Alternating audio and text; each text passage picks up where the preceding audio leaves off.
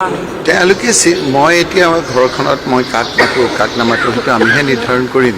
প্ৰত্যেকটো কথাত যদি কণ্ট্ৰভাৰ্চি কৰিবলৈ বিচাৰে তেতিয়াতো কণ্ট্ৰভাৰ্চিটো হ'বই। মই ভাবোঁ যে এই লোকসকল যি লোকসকলে আজি আমাক মাতি আনিছে, মই নগাঁৱৰ পৰা উধাটো খাই এইকাৰণে আহিছোঁ যে কালি ঈদ গৈছিলে ধুবুৰীৰ পৰা মই নগাঁও গৈ আজি উধাটো খাই আহিছোঁ যে এই লোকসকলে আজি গোটেই সঁচা কথাখিনি অসমত ৰাইজৰ চকুত ধৰা পেলাই সিদ্ধান্ত লোৱাৰ ক্ষেত্ৰত ৰাইজক সহায় কৰা শ্ৰদ্ধেয় আমাৰ স্বনামধন্য হীৰেণ গোহাঁই ডাঙৰীয়া, অজিত ভূঞা ডাঙৰীয়া প্ৰমুখ্যে এই লোকসকলৰ যথেষ্ট আপোনাৰ অৱদান আছে আৰু সেইকাৰণে সেইসকলে মাতিছে কাৰণে ইয়ালৈ আহিছোঁ। আপোনাৰ অনুষ্ঠানটো হৈ যোৱাৰ পিছত যদি আপোনালোকে এই বিষয়ে কিবা সোধে মই বিস্তাৰিতভাৱে আপোনালোকে যি কথা সোধে সেই কথাখিনি মই ক'ব পাৰিম। কিন্তু তেওঁলোকে কাক মাতে কাক নামাতে তেওঁলোকেহে আপোনাৰ মাতিছে, সেই বিষয়ে আমাৰ কোনো মতামতৰ প্ৰয়োজন নাই।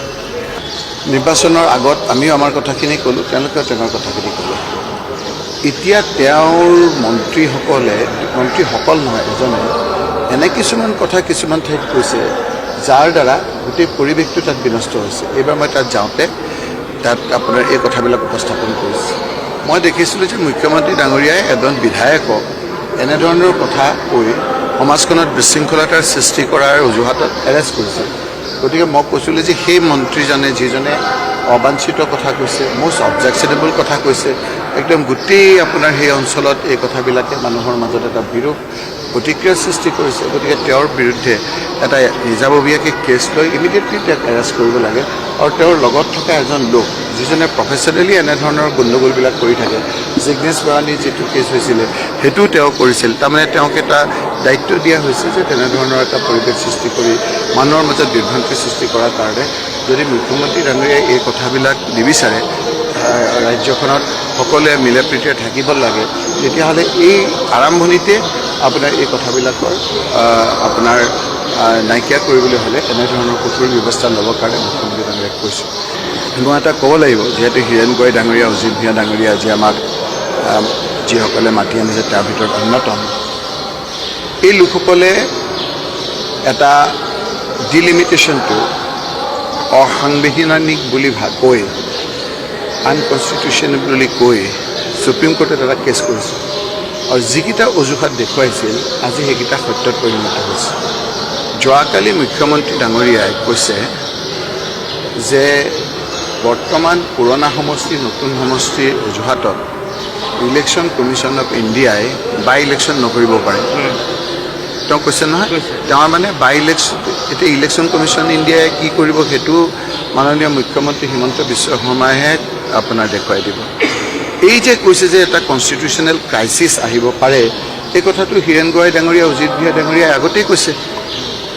এতিয়া মুখ্যমন্ত্ৰী ডাঙৰীয়াই কৈছে যে কনষ্টিটিউশ্যনেল এটা ক্ৰাইচিছ, কাৰণ যিহেতু নতুন সমষ্টিৰে আপোনাৰ ইলেকশ্যন হৈ গ'ল, গতিকে পুৰণা সমষ্টিৰে বাই ইলেকশ্যন হ'বনে নহয় এই কথাটো দুটা হ'ব পাৰে। এটা হ'ল যে মুখ্যমন্ত্ৰী ডাঙৰীয়াই গম পাইছে যে এতিয়া বাই ইলেকশ্যনটো হ'লে তেওঁলোকৰ বহুত বেয়া হ'ব পাৰে, আৰু নহ'লে আপোনাৰ গোটেই যে ডিলিমিটেশ্যনৰ গোটেই প্ৰক্ৰিয়াটোত যে তেওঁ অশুদ্ধ, তেওঁ যে গোটেই কথাখিনি যে গাৰ জোৰেৰে কৰিলে, আমি যে সুপ্ৰিম কোৰ্টৰ কেছ ওলমি আছে সেই কথাখিনি এই পক্ষই কোৱা কথাখিনি যে সত্য, আমি যিবিলাক বিভিন্ন অনুষ্ঠান প্ৰতিষ্ঠানে ইলেকশ্যন কমিশ্যন অফ ইণ্ডিয়াক সেই সময়ত কি কাৰণত ডিলিমিটেশ্যন কৰিব নালাগে কথাখিনি কৈছিলোঁ, সেই কথাখিনি যে আজি সত্যত পৰিণত হৈছে এইটো তেওঁৰ মুখেৰে ওলাই গৈছে, কাৰণ নতুন সমষ্টি পুৰণা সমষ্টি তেওঁই দোহাৰিছে। দ্বিতীয় আকৌ এটা কৈছে, তেওঁ কৈছে যে পঞ্চায়ত নিৰ্বাচনৰ ক্ষেত্ৰত 300 হ'ব, আগতো 300 হয়, আগতো আপোনাৰ গোটেইকেইটা কথা তেওঁ ফুটাই পেলাই ক'ব পৰা নাই। আঞ্চলিক পঞ্চায়ত আপোনাৰ জিলা পৰিষদ এনেকৈ হয়েই, ৱাৰ্ডততো হয়েই। গতিকে তেওঁ কৈছে যে ইয়াত কোনো 75% ৰাজনৈতিক আপোনাৰ গোন্ধ নাথাকিব। কিন্তু মই কংগ্ৰেছ দলৰ এজন সদস্য হিচাপে মই ক'ম, মোৰ পাৰ্টীক ক'ম যে আমি সম্পূৰ্ণ দলীয় ভিত্তিত কৰিম। মুখ্যমন্ত্ৰী ডাঙৰীয়াই যিটোৱে নকৰক আমি কৈ দিম যে এইকেইটা ৱাৰ্ডত এইকেইজন কেণ্ডিডেট কংগ্ৰেছৰ কেণ্ডিডেট, এই ৱাৰ্ডৰ ভিত্তিত আমি অমুকক পঞ্চায়তৰ প্ৰেচিডেণ্ট কৰিব খুজিছোঁ, আপোনালোকে আমাক ভোট দিয়ক। আঞ্চলিক পঞ্চায়ত জিলা পৰিষদটো হ'বই, আমি সম্পূৰ্ণ কংগ্ৰেছে যাতে দলীয় ভিত্তিত পঞ্চায়ত নিৰ্বাচনটো কৰে, তাৰ কাৰণে মই আমাৰ নীতি নিৰ্ধাৰণ কমিটিত মই প্ৰস্তাৱ মুখ্যমন্ত্ৰী ডাঙৰীয়াই কিবাকিবি কাৰণত পঞ্চায়তত দলীয় চিম্বল লৈ খেলিবলৈ হয় শাসক কৰা নাই, আৰু নহয় তেওঁ ভাবিছে যে তেওঁ কাম কাজত তাই সন্তুষ্ট নহয় গতিকে মই এই দুটা কথা ক'লোঁ তেওঁ যোৱাকালি স্পেচিফিকলি কৈছে যে ডিলিমিটেশ্যন হোৱাৰ কাৰণে নতুন পুৰণা সমষ্টি সেই কথাখিনি মই খোলাকৈ ক'লোঁ আৰু পঞ্চায়তৰ কথাটো ক'লোঁ যে আমাৰ কংগ্ৰেছ দল আৰু আমাৰ বিৰোধী ঐক্য মঞ্চক মই প্ৰস্তাৱ ৰাখিম যে এইটো সম্পূৰ্ণ আমাৰ দলীয় চিম্বল হয় নহয় পিছত কথা আমি এতিয়া কৈ দিম যে এইখিনি আমাৰ কেণ্ডিডেট এইখিনি আমাৰ বিৰোধী ঐক্য মঞ্চৰ কেণ্ডিডেট কংগ্ৰেছৰ কেণ্ডিডেট গতিকে এইখিনি আমাক ৰাইজে সমৰ্থন কৰিব